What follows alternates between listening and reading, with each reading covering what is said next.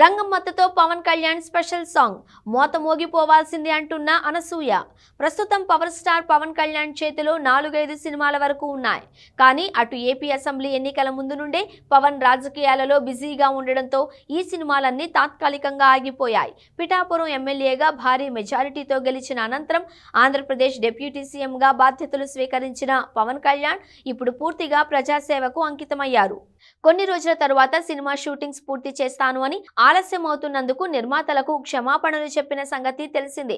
ఇప్పుడు పవన్ కళ్యాణ్ సినిమాల కోసం అభిమానులు ఎంతో ఆసక్తిగా ఎదురు చూస్తున్నారు.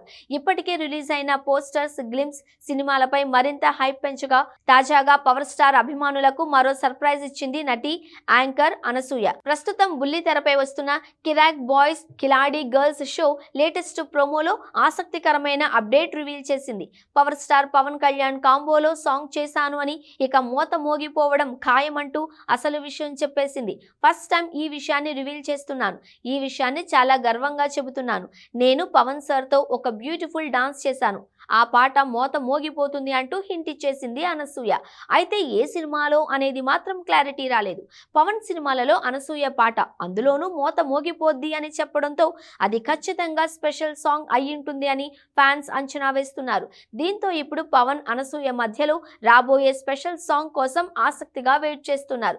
గతంలోనూ పలు చిత్రాలలో స్పెషల్ సాంగ్స్ తో అలరించింది అనసూయ.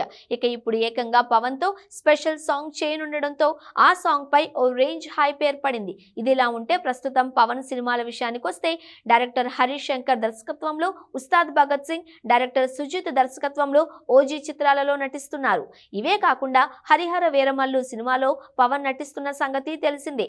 త్వరలోనే ఈ చిత్రాలను కంప్లీట్ చేయనున్నారు.